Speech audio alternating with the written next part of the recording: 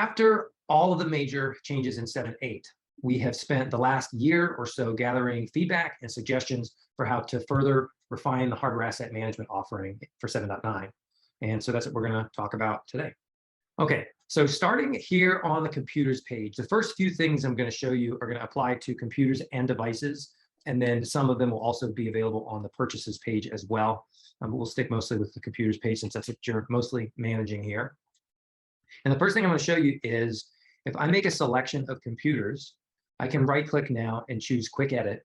And what pops up isn't just the ability to change one field, the ability to easily add to the fields that are editable and make bulk changes on many machines for many fields all at once. The Manage By field is actually brand new as well.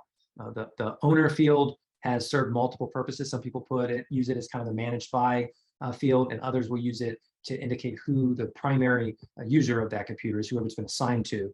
So there's been a few requests recently for an additional field that would indicate or be used for who the administrator is or who's primarily in charge of managing it. So this is a new field. So I can drop a name in this field, a contact email for perhaps. I think contact email and contact phone number in this server are actually two of the custom fields. So you probably know there's 10 custom fields available for computers, 10 for devices, and 10 for purchases. And I think that's what these came from. But really, you can add whichever hardware fields you want to this. It's dynamic. It will stay for as long as you leave them here. So if I apply this and then leave, it applies the changes, but then I can make another selection and go back, and it's going to remember what I've previously selected. So that's kind of an account level way of having a few fields that you can very quickly and easily manage. Another thing that's pretty cool, you might notice there's a few changes. I think a couple of fields are added and one disappear in terms of the columns that are visible here on the computers page. But one of the really cool changes here is the ability to group computers by a category. So again, I can make a selection, and I'll go ahead and choose manufacturer here. And then when I apply this on the computers page, I'm going to be able to group my computers by the manufacturer. So this is really helpful. It's not just manufacturer, but also a number of other fields that can be useful. The status is the on, off, or in use state. And so I can get a quick access to all the computers that are offline. If I select a specific division here, I can see, this lab has a number of computers offline I might want to go check out. And that has been a request since these icons were first added to this computers page for the ability to kind of group especially the offline computers together. So I'm glad that's finally here in 7.9. One other thing I want to mention, it's kind of invisible because it's not one of the new columns, but the asset ID field is searchable now.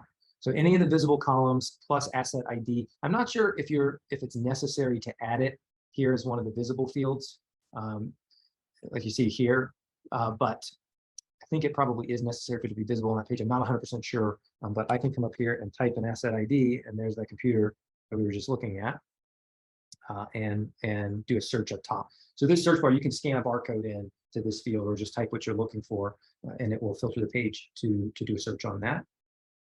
And then one other thing I want to mention, we're going to go back to manufacturer, because another thing that's really cool and useful, you might notice that if you've already upgraded to 7.9 and you try this, you may have a number of different references to the same manufacturer, because Apple over the years has used different naming convention for their company as well as a bunch of the others. You might see a bunch of different versions of those names. Well, over the next few weeks and months after the update, what you're going to see is that as computers log in, the names are going to be normalized. So what you're seeing here are kind of the new normalized manufacturer names. This makes the categorization here on the computers page, as well as some of the widgets that allow you to organize computers by manufacturer. That's all going to fall into a single category now for each individual manufacturer. That's another big, very small, relatively small change that makes a big difference. Okay, so let's look at my outline here. Oh, another thing that's pretty cool here, right on the computers page, is the ability to run any of your one-click reports. So those are the reports that are on the main computer reports page, or the ones that you can also add to your dashboard. I can make a selection. So let's say I wanted to just look at all of my Lenovo machines. I was looking for something that's just a shorter list where I could easily grab them all. but I can filter to a lab and just grab the Microsoft, where Microsoft is a manufacturer. Right click on this, and actually what I was looking for is up here only right now. But I can open up reports and run any of the applicable one-click reports, and it will automatically target just that computer list. So that's a benefit to being able to group things here, is that you can easily make a selection for any of those categories and then run a report on that selection in a very quick, efficient way. And one other thing worth mentioning that you won't see, again, useful to kind of tell you about these things, is if I hold Command on my keyboard on a Mac, it's Control for Windows, and click to expand one of these, it will expand all of them. Same thing with collapsing them. I can expand and collapse all by holding Command or Control, whereas if I just click without it, it's just going to do them one at a time. So that is, I think, all the big stuff here on the computers page. Oh, no, there's one more thing. The ability to create individual computer records manually.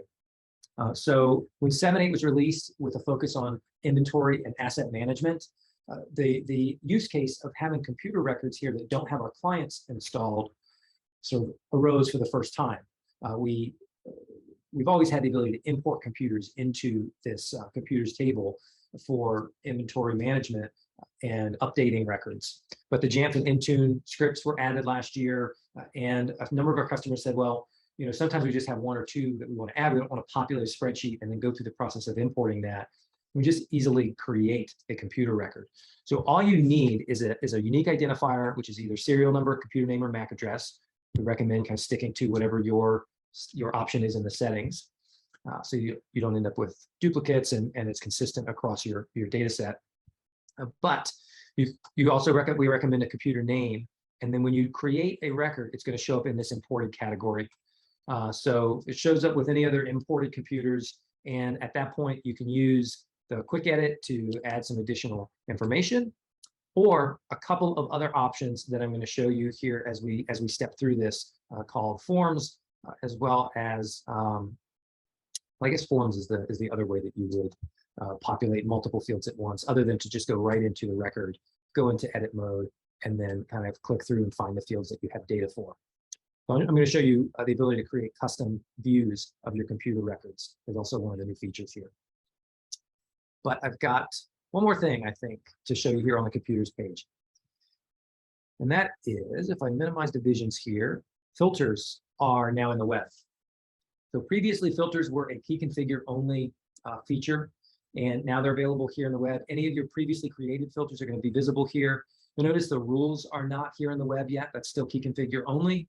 But as far as creating filters, just to filter the view of the computers table, you'll be able to not only use the previously existing ones, but you can create a one-time filter that isn't saved, or you can click up here where the plus is and actually build out a brand new filter easier than you can in key configure, to be honest, because rather than having that little field at the bottom that says match this filter, you got to know that syntax that can be kind of cryptic, and you usually have to ask us for some assistance, and we usually have to ask the dev team.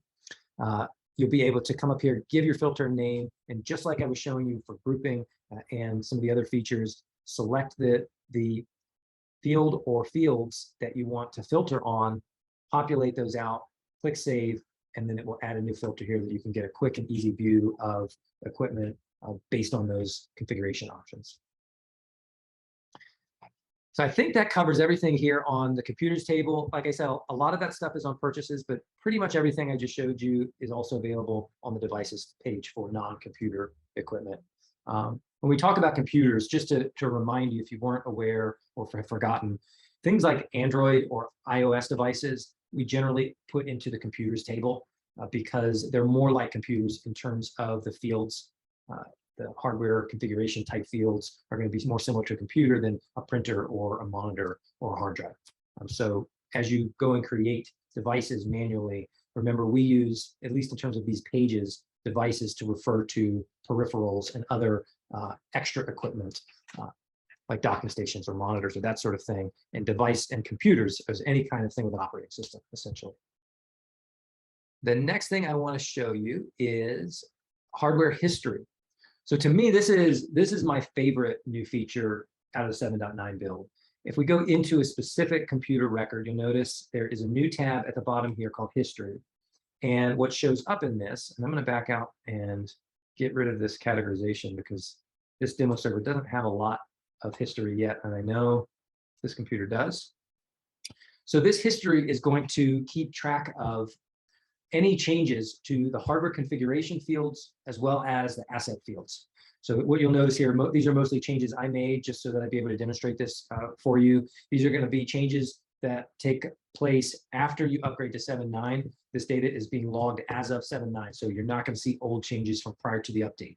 But any new computers, you're going to see the initial population of these fields show up with kind of a blank from column, and then anything, and you'll see it changed essentially from blank to whatever the details are. And then as it moves forward, if any of those configuration fields that we see on the information pane change, memory gets added or removed, in most of these fields anyway, and then the asset fields as well, you're going to see those show up in history. And this page it allows you to dynamically search it as well. I can come up here and search asset ID, if I spell it correctly, and filter this page by either the field label, the date, the change from field, the to column, or the changed by column. Anything visible is searchable on this page. And then another thing that's cool, you see this download button. I can download the whole history, or if I perform a search,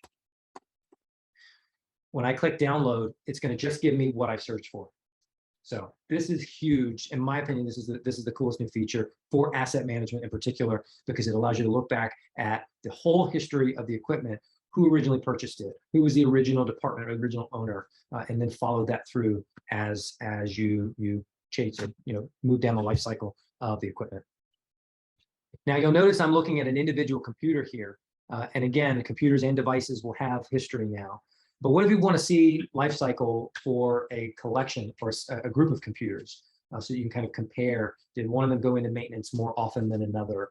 Or loaner checkout is another request where people wanted the ability to run a report on multiple pieces of equipment so that they can look at the loaner history for a group of computers. And then owner history as well for many computers, rather than just looking at them one at a time. There are 3 new reports in the report builder for that. So I'm not going to show you all of them. I built a one-click report here that I call computer lifecycle history. I think it's called loaner checkout history, computer history, or lifecycle stage history, and owner history are the names of those reports. And I'll just run this to give you an idea of what the lifecycle history report looks like. You can see only a few computers here have had changes since 7.9 was released. Although this might go back further. No, the history is not logged for those as of 7.8. So this is only going to show up for 7.9 once the server is upgraded to 7.9. You don't have to update the clients immediately because this isn't based on client updates. This is all being gathered and collected and logged by the server itself. So I see that one question. We do have history in key configure.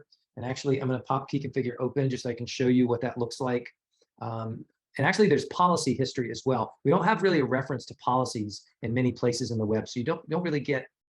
You might be able to get there in a roundabout way to policy details to look at the policy history. I'm not sure, but in key configure, if I go to the computers window, I can select a computer, right-click, and show history is one of the options here. And if it had history, we would see it there. And then I think the same is true for your policies now. Although I don't think you can right-click. Last I checked, you can't right-click to get there. But if you go into a policy, there is a history button here next to the URL field where you'll get into policy history.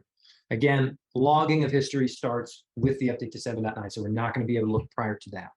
Just keep that in mind as you go to start making use of that. It's going to take a little time to start building up some history. Okay, so I'm going to move on from there, and the next thing on my list is report aggregation. This one is kind of similar to what we saw on the computers page and a couple of other places where you can compile computers by some kind of category. In this case, it's actually going to collapse all the details down. So let me show you what I mean. If I open up this audit report, I'm just trying to get there as quickly as possible with a pre-configured report. This report you can see is showing me individual computers and the software installed on each individual machine. I'm going to go in the top right here and choose create similar. That's going to populate the report builder with all the details for that report I just ran. And I'm going to come to the target pane here and look, and there's this option for aggregation.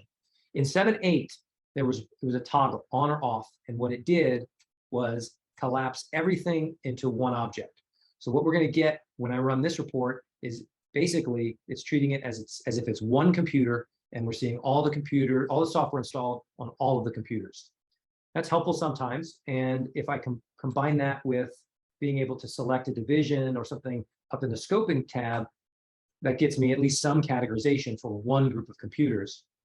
But now I can choose from just about any hardware field, and for my lack of imagination, I'm going to choose manufacturer again and rerun this. And now I'm not going to get a list of computers and what's installed based on categories, but I am going to get the categories. And when I expand, I'm going to see all the software installed on any of my Mac machines, all the software installed on any of my Sony machines, and then in other categories. So that's brand new. And again, on the target pane, it's not going to be super meaningful. Every field isn't going to give you meaningful categories for aggregation. And some reports have it and some don't. But have a look if there is a need for that sort of thing. It's an option now to kind of let you get one report with multiple different categories in a way that you haven't been able to get to before at all. And another thing to note, if I go back to the reports here, actually, I'm going to do this from the report builder. There are hardware reports in this particular thing. You see there's one called cameras. There's one called computers, I believe, right here. And previously, if you go and look at the columns that were available, those 10 custom fields I mentioned were not in this list. But you see now they are. So I saw one briefly as I went scrolling and now I've lost it. But in this list of fields is now your custom fields. So if I go to run this report and I've added custom fields, they're going to show up in that hardware detail report. And essentially, this is a table of static hardware details that'll run on multiple computers at once. So it's kind of like a spreadsheet of computer details. I've actually got an example of it right here. I'm going to run. So we see individual computers, and we can arrange columns and add details here as needed. A couple of other changes to reports worth mentioning. I'm going to back out of this one because I need one that has a time period. So for the sake of speed, I'm just going to quickly grab a lab and run this one. Anything that has time ranges, you see in duration, it's dynamically grouping into hours, if it's minutes, whatever is the most reasonable way of compiling the time, it's going to automatically compile it that way to include days if you've got many days worth of data. But there are options, so I can change that back to hours and minutes. I can look at just the total hours or days. So there's a number of different duration formats in the reports here, and that is new. And I think that's all for this area of what's new as durations. Another new feature, so this has come up every once in a while, and it's now here. I'll show you how to look. One of the extras, there is a pivot table extra, and what we're looking at in this case is computers by login type with the columns representing manufacturers. There's my Apple computers, Dell computers, Lenovo, Microsoft, and look at computers by login type in this case. So we see dedicated, dormant, and lease. But just like all of these others, if I wanted to change this to, let's say RAM capacity, RAM size. So now I can hover over these and see my Mac computers. What is the breakdown of my computers based on the amount of RAM that's installed? So quick and easy pivot table. Grab a quick screenshot. There's no export of this at the moment, but gives you a quick view just for some internal analysis and the ability to do a quick screenshot if that's useful. All right. So pivot tables. If you haven't installed extras in the past, you'll go to settings in 7.8. One of the other new things in 7.9 you'll see is that settings has an expansion chevron here. So now there are some settings pages that are outside of the main settings page. So if you click on settings, you've got a shorter list of options here. And then over here, there are a few of these options that we broke out of the main settings page. Some of these are new. Actually, a couple of them just popped out from there. And one of those is extras. So this is where you go to install extras. and then they'll show up on the extras page. You have to refresh your browser to get them to show up. And then scripts as well is one of the options that used to be inside the main settings page, but is now outside of it here underneath settings. The idea behind forms, it's similar to that quick edit, that very first feature I showed you, quick edit, except in this case, you can actually build out a custom view of your computer fields that is intended either for you as an administrator or for someone you might allow into the system just to do data entry. If you're creating a lot of computers or devices manually, for example, or even importing them, but with incomplete details, then you might have a need to send someone in to do some manual data entry. And the default view of computers may not be the flow of the data that is most efficient or easiest for them to use. So the idea here by building out a form is you're in control of the number of columns and the arrangement and the categorization of the fields that are available within this. And you can build as many forms as you want for different use cases. And they just get listed here. And then back on the computers page, I can select a computer, right click on it, and there's that helper form. When I select it, it's going to open up and give me the fields in that arrangement as designed on that form. Now, as an administrator in this server, when I click on a computer record, I get the default list of fields in this view. But it's very easy to set up specific accounts or user groups so that when they click on a computer record, rather than seeing that standard view, they get the form by default. And that's done, I believe, in account settings. I'm going to let Jan correct me if that's wrong. I saw it once or twice, but I don't remember exactly where that's done. The ability to set up an account so that when you click it, it gets a specific form. It's not there. Oh, that's done in the accounts under settings. Okay, that's for where each person's account, you can designate for computers, devices, and purchases what default form they see those things in. Okay, so let me just select an account. Oh, default forms. So this section is where you would select which form a user is going to get if there are any built as their default view. Awesome. Easier than I thought. So back on computer stage, there was one other thing that came to mind there I wanted to mention. Or maybe not, this isn't where it was. It might come back to me. Oh, I was going to move on to accounts. I'm not going to go quite there or there quite yet. Before I do that, let me talk about the loaner checkout extra. This was released last year, and a lot of people were super excited about it. But they said, but I need to create an account where that's all the user can do. I'm going to set this up at the library help desk, or student workers are going to use this, and I don't want them poking around running reports or doing anything but loaner checkout. And the only way to do that in 7.8 was basically to not use any other extras. We could get you as far as an account that could only see the extras page. And with that, if the loaner checkout one was the only one installed, then that would allow you to restrict users to only seeing that. What has been added, there's two things that have been added related to this right now. One is ACLs for each individual extra. So now you can grant users access to specific extras, one or two, or whichever ones you want them to have access to at the level of access control lists, which is managed in key configure. I'm not going to go down that rabbit hole right at this moment, but what I want to show you in accounts, there is now a new role called loaner checkout role. And this has precisely what you need to assign an account, just access to loaner checkout. And it's as simple as creating a new account with the plus icon up top here. I'm just going to select one for the moment, dragging and dropping the loaner checkout role right into the roles and groups section of this window. Click save, and then you can immediately log in with that account. As long as you give it a name, a password, and drag and drop that role in and save it. Log out, log back in as that account, and that's all you're going to be able to do is use a loaner checkout extra. So that is new for 7.9.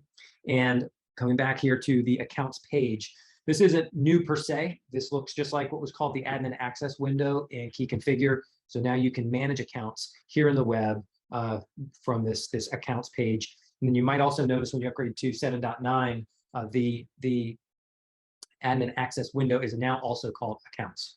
So just for consistency there, we renamed admin access to accounts. It's more accurate now that there are reasons for end users and other non-admins to gain access to the tool here. We thought accounts made more sense. It's shorter. It fits in this little sub-menu here a little bit better. And it's more accurate because it's not just administrators accessing the tool anymore.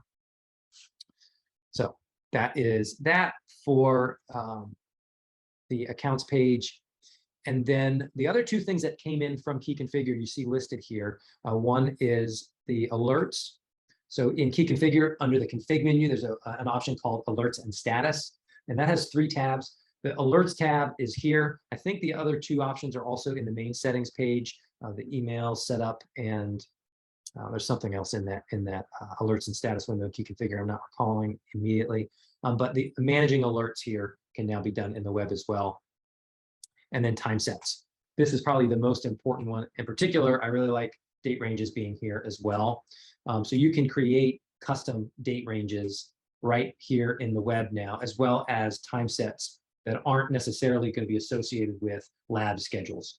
So in 7.8, if you were on the maps page, you could select this, select a lab, click the clock icon, and then build out a schedule for that room. And what you were really doing in the background is creating a time set. If you went into Key Configure, open the time sets window, you would see a time set named after the lab. And it's that naming match that causes a time set to be associated as a schedule for a lab. But you couldn't use any other general purpose time sets in the web, or you couldn't create them. You could use them in reports if they were created and they already existed in Key Configure. But now I can come, just like other tools here, I can click the plus icon, give it a name, build out a time set, save it, and then it will be in this list and usable in reports when I go into the report builder. I won't go any further on what time sets are. They've been around for a long time, but the date range here that's good to know is in the report builder. Any report that requires a date range, so let me just go grab a usage report really quickly here. Go to the date range tab, you see fall semester 2022 is here. So although most of you on the call might be in spring semester, the fall semester 2022 was created down here in time sets, down at the bottom, and you can add additional time sets here, and that's where they're gonna be able to use them in the report.